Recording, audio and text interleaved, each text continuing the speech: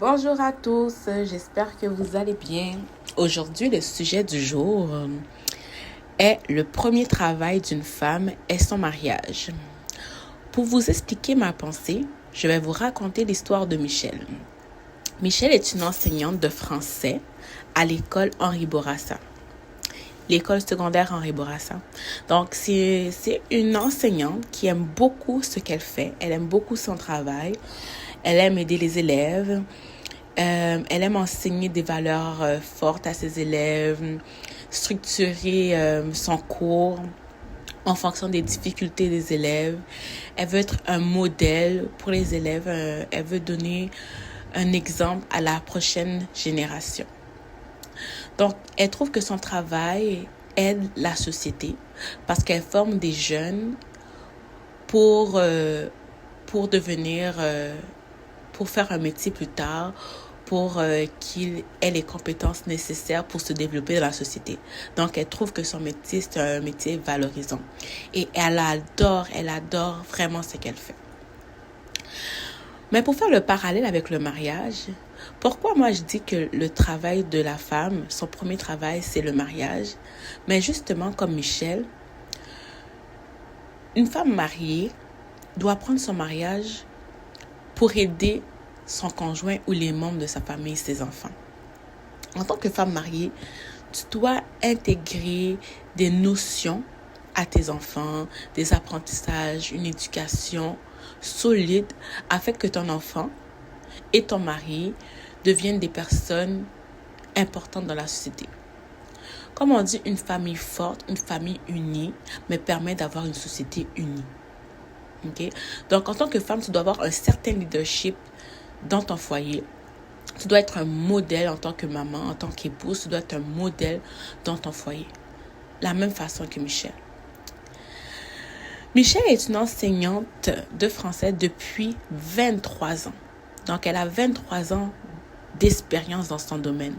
Donc, elle connaît tous les défis, elle connaît les avantages socio-économiques que apporte son travail. Elle sait détecter les difficultés fréquentes chez les élèves. Elle arrive à prévoir ceci afin de trouver des solutions immédiates pour régler la situation. Avec ses 23 ans d'expérience, elle a pu acquérir des compétences, des connaissances. Elle a pu faire des erreurs qu'elle ne fera plus au futur parce que elle a intégré ça en elle. Elle a intégré toutes ces connaissances-là, puis elle devient plus riche, elle devient plus compétente. Michel, c'est une dame, qu'elle aime beaucoup se vanter auprès de ses collègues. Elle aime beaucoup dire à ses collègues, moi, ça fait 23 ans que j'enseigne. Ça fait 23 ans que je suis dans cette école-là. Je connais cette école-là par cœur. Je sais où sont les salles d'éducation physique, les salles d'anglais. Je sais où sont les toilettes. Je sais où se trouve le bureau des directeurs adjoints, le directeur principal. Je connais mon école par cœur sur les bouts de mes doigts. Donc, si je veux trouver une ressource auprès d'une infirmière pour mon élève, je sais où le référer, etc. Mais la même façon que Michel, elle connaît bien son travail, que ça fait 23 ans qu'elle enseigne, mais la même façon, en tant qu'épouse, dans ton mariage, tu dois connaître tous les points du mariage. Tu dois connaître tous les éléments du mariage. C'est quoi les avantages du mariage? Est-ce que je connais mon partenaire? Est-ce que je sais qu'est-ce qui pourrait nous faire plaisir, moi et mon partenaire? Parce que le mariage, c'est deux.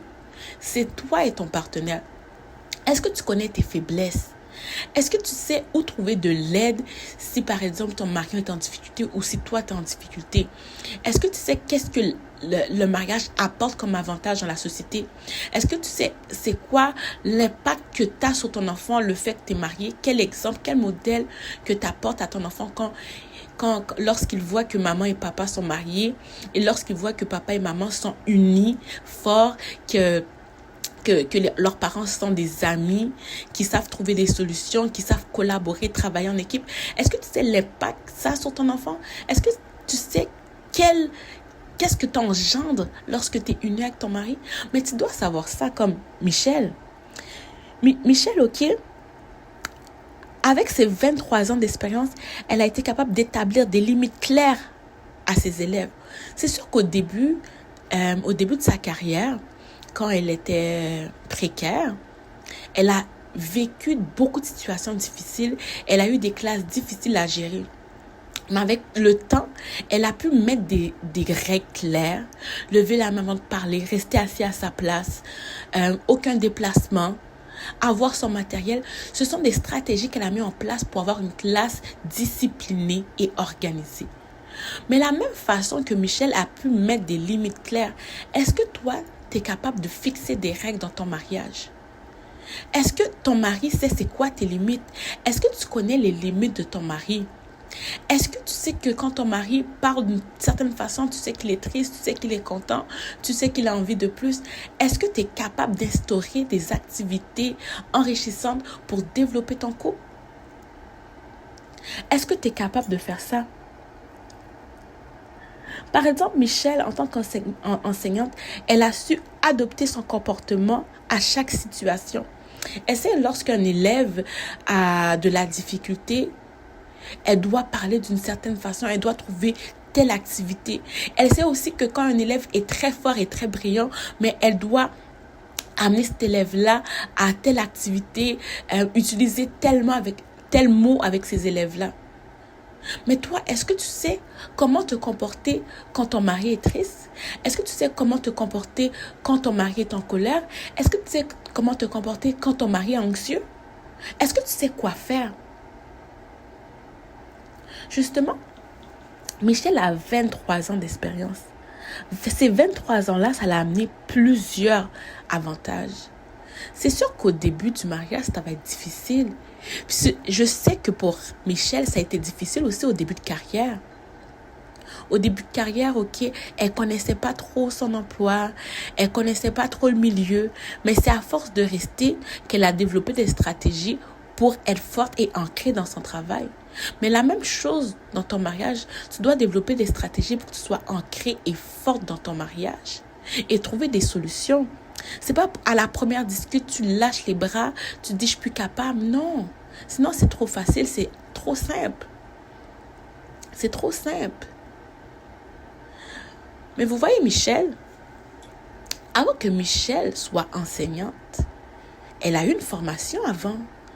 Elle a été à l'université, elle a fait 4 ans d'enseignement, elle a eu des stages, elle a fait de la suppléance. Avant qu'elle devienne enseignante qualifiée, compétente et qualifiée, avant qu'elle a obtenu son diplôme en enseignement, elle a eu une formation au préalable. Toi, quelle formation tu as eue avant de te marier? Hein? Le mariage, c'est un travail. C'est un travail, c'est la première institution divine que Dieu a établie sur terre. Est-ce que toi, tu as étudié avant d'aller te marier? Est-ce que tu as fait un stage? Est-ce qu'avant de te marier, quand tu étais en couple, t'as-tu regardé c'était quoi les avantages, les inconvénients de ton partenaire? Est-ce que tu as vu c'était quoi ses défauts? Est-ce que tu sais si tu es capable de dealer avec ces défauts-là? Michel, avant d'être enseignante, elle a fait 4 ans. Donc, elle a eu 4 ans pour étudier si elle allait aimer son travail ou pas. Elle a eu des stages de 3-4 mois. Puis elle a pu prendre sa décision et devenir enseignante. Et toi, quand tu as choisi ton partenaire, est-ce que tu as pris le temps de réfléchir? Est-ce que tu as pris le temps de dire, ok, oui, c'est le bon, ok, non, c'est pas le bon? Certaines personnes, vous ne prenez pas le temps de réfléchir, vous vous engagez dans un mariage, mais c'est dans le mariage que vous dites, oh, c'est pas le bon. Non, c'est pas dans le mariage que tu dois dire, oh, c'est pas le bon. C'est quand tu es en couple, c'est quand tu es en fréquentation, c'est quand tu es en formation, c'est quand tu étudies ton partenaire que là, tu peux dire, ok, c'est pas le bon, je ne vais pas me marier avec. Mais arriver au mariage, non, tu n'es pas un enfant, ok? Tu n'es pas un enfant, tu n'as pas le droit de dire, oh non, c'est pas le bon, mais tu faisais quoi avant? Tu dormais dans ton pupitre? Tu faisais quoi? Tu n'étudiais pas? Tu faisais pas tes devoirs? Tu faisais pas tes leçons? Tu n'as pas posé des questions? Tu n'as pas levé ta main? Tu n'as pas questionné ton partenaire avant? C'est au mariage que tu vois que vous n'avez pas la même religion. C'est dans le mariage que tu vois que tu n'as pas les mêmes valeurs. C'est au mariage que tu vois que tu n'as pas la même vision. Fait qu'avant ça, quand tu étais en couple avec lui, tu n'as pas vu qu'il n'y avait pas la même vision que toi? Regardez là. OK? Quand tu te maries, tu dois assumer. Là, je parle pas dans des cas d'extrême violence ou dans des cas de violence tout court. Là, je dis extrême violence, mais dans des cas de violence tout court, oui, je comprends ça. Tu restes pas avec un gars violent, tu restes pas avec un gars infidèle. Un gars infidèle,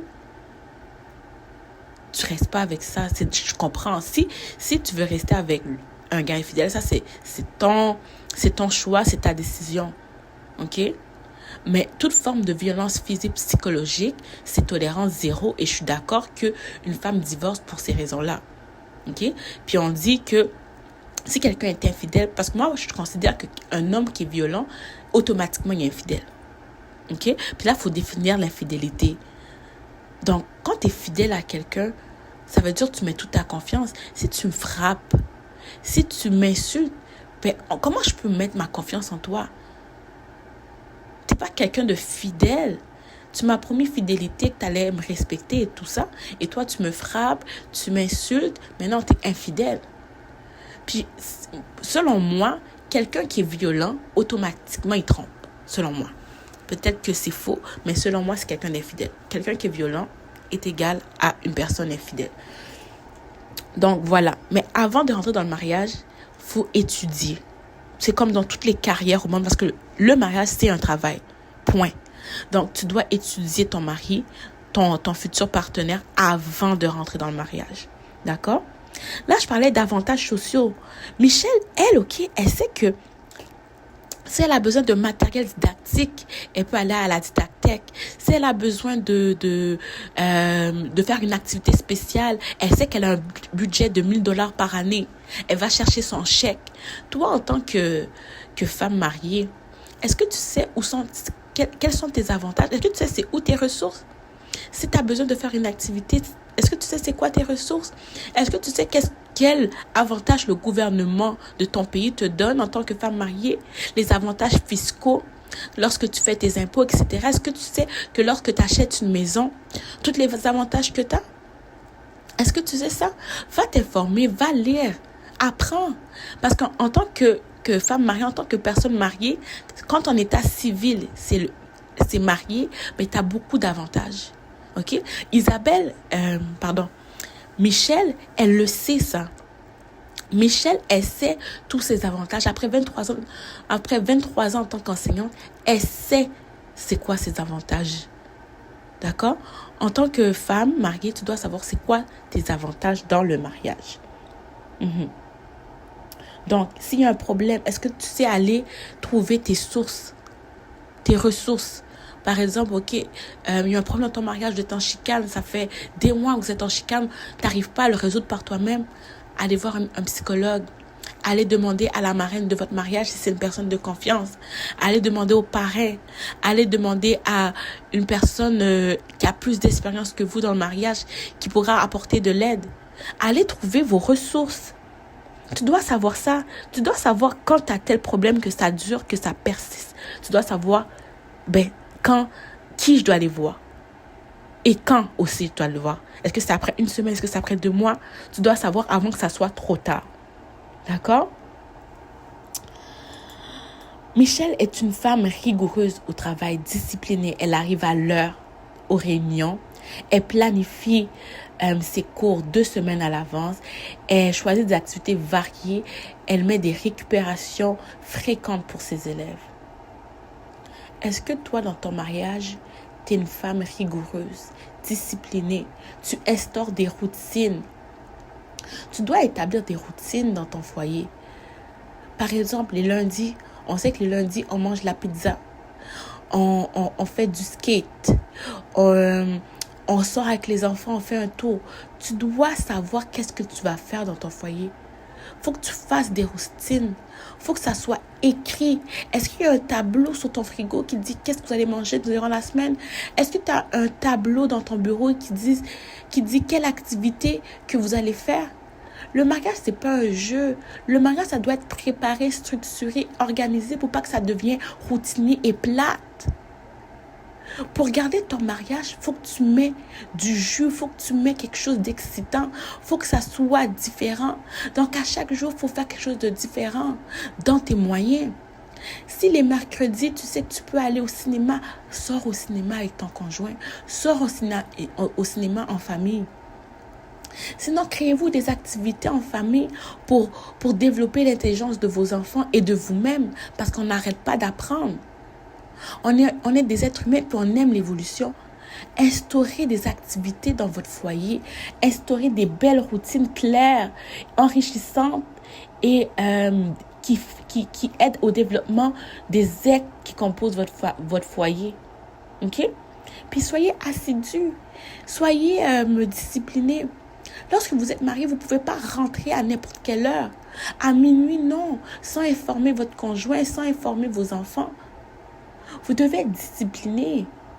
Vous devez être ponctuel. Telle heure, c'est le repas.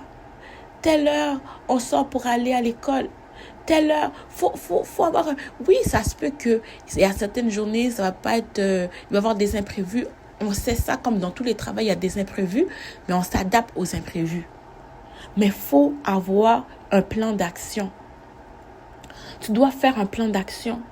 Tu vois, au travail, quand, par exemple, il y a 2-3 groupes difficiles, OK? Michel a 2-3 groupes difficiles, par exemple, avec son équipe. Donc, les autres enseignants qui ont des groupes en commun, OK? Les enseignants qui ont des groupes en commun avec elle, ben, ils vont préparer un plan d'action. Mais qu'est-ce qu'on peut mettre en place pour changer la situation? Est-ce que c'est faire un système d'émulation où on va récompenser les élèves? Toi également, en tant que femme mariée, toi et ton partenaire, vous devez instaurer un plan d'action. OK, nous autres, on voudrait avoir un changement. On voudrait faire un voyage. Mais quel plan d'action tu vas faire pour organiser ton voyage? OK, on va mettre de $500 par mois chacun pour pouvoir économiser pour ce voyage-là. On va réduire nos dépenses par rapport au plaisir, le cinéma, le théâtre, par exemple. On va faire telle chose. Tu dois mettre un plan d'action pour atteindre tes objectifs. Vous devez avoir des objectifs communs. D'accord? Et aussi, dans ton travail, vous avez sûrement des 5 à 7, des fêtes de Noël. Parfois, vous apportez sûrement des beignes pour vos collègues. Vous faites des surprises. Vous surprenez vos collègues. Vous êtes agréable. Mais c'est la même façon, tu dois être agréable avec ton partenaire de vie. Tu dois lui faire des petites surprises parfois. Vous faites une soirée 5 à 7, une soirée pizza, une soirée cinéma. Apporter de la nouveauté dans votre couple, dans votre mariage, c'est très important. Puis parfois, il y a des moments un peu plus difficiles. OK? Par exemple, au travail, des fois, votre supérieur, votre patron va devoir vous parler parce que vous avez eu un manquement. Vous avez remis un travail en retard ou vous avez mal fait un travail. Il va vous parler, oui, parfois c'est difficile, mais il faut avoir ces discussions courageuses-là.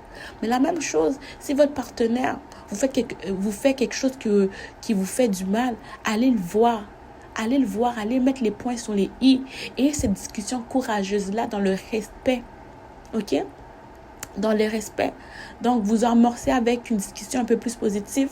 Ensuite, tu vas direct au point, puis tu calmes le sujet par quelque chose de positif.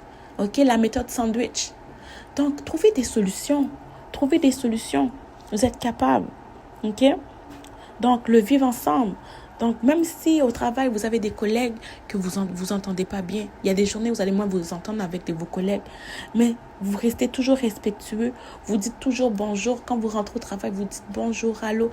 Mais la même façon avec votre mari, parfois vous allez avoir des journées difficiles, parfois vous allez vous chicaner, mais dites-lui quand même bon matin mon amour, bonsoir mon amour, bonne nuit, même s'il y a une tension, ok?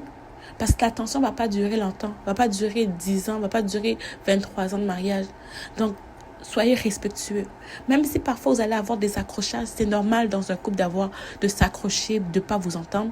Mais ayez des discussions, communiquez, puis respectez-vous. OK? Donc, voilà. Formation continue. Dans le travail, il y a toujours des formations continues. Okay? Donc, Michelle, elle continue à se former. Même si elle a fini ses études universitaires, elle a des formations sur l'estime de soi des élèves, comment intervenir s'il y a des cas d'intimidation. Donc, on continue à se former parce que le monde évolue, le monde change. Donc, il y a des nouvelles techniques, des nouvelles découvertes. Donc, Michelle, elle doit toujours se former. Mais toi, en tant que femme mariée, tu dois te former. Parce que le mariage de nos parents et ton mariage actuel, c'est pas pareil, c'est différent. D'accord? Le mariage a évolué et tu dois voir qu'est-ce que tu vas mettre en place aujourd'hui pour ton mariage. Est-ce que tu dois faire une autre formation sur le mariage? Est-ce que tu dois aller prendre un cours de psychologie pour comprendre ton partenaire? Il y a beaucoup de formations sur le mariage, beaucoup de formations sur comprendre l'être humain parce que ton mari, c'est un être humain, tes enfants, c'est des êtres humains. Donc, allez prendre des cours, allez vous former sur ça. Il y a plusieurs coachs de vie, plusieurs coachs en mariage qui donnent des formations. Allez vous former. C'est pas d'apprendre. Les promotions, ça se peut au travail, on vous propose des promotions. Tu changes de salaire ou tu changes de position dans ton milieu ou tu changes carrément de travail. Mais il va y avoir aussi ça dans votre vie de couple, dans votre mariage. Parfois, vous allez changer de pays. Parfois, vous allez avoir un nouvel enfant. Vous allez vouloir faire un nouveau projet. Vous achetez un terrain dans un nouveau pays. Vous achetez une maison, achetez des immeubles. Donc, il va y avoir plusieurs opportunités qui vont se présenter à vous. Donc, vous devez grandir, évoluer et travailler main dans la main. Donc, je vous souhaite à tous, ok? J'ai fini mon message. Donc, j'espère que vous avez compris qu'est-ce que je veux dire par rapport que le premier travail de la femme, c'est son mariage. Donc, le mariage, ça se travaille, ça s'apprend, ça évolue dans le temps, ok? Puis, restez solide dans votre mariage parce que le mariage, c'est pas facile. C'est pas fait pour les enfants. C'est pas facile. Puis apprenez. Mettez des plans d'action. Mettez des stratégies. Trouvez des solutions à deux. Trouvez-vous des solutions. Ayez une communication claire et courageuse. Parlez des choses un peu plus tendues, un peu plus taboues. Mais il faut en parler. Ayez des discussions respectueuses entre vous. Donnez-vous le droit de parole. Quand vous parlez, il ne faut pas interrompre l'autre. Laissez l'autre s'exprimer et ensuite c'est de votre tour. Trouvez des stratégies. Il y a des personnes qui utilisent la balle. Par exemple, si j'ai la balle, alors c'est mon tour de parler. Alors si mon partenaire a la balle, alors je me tais, je l'écoute. C'est le tour de mon partenaire de parler. Trouvez-vous des stratégies pour vous aider. Vous êtes des femmes intelligentes. Si vous avez fait des années d'études pour faire la carrière que vous faites aujourd'hui, c'est que vous êtes intelligente. Mais la même énergie que vous avez fait pour étudier et maintenant travailler dans votre domaine, mais faites-le aussi pour votre mariage. Parce que votre mariage, c'est votre premier travail. Merci beaucoup. Abonnez-vous, partagez et aimez la vidéo. Merci.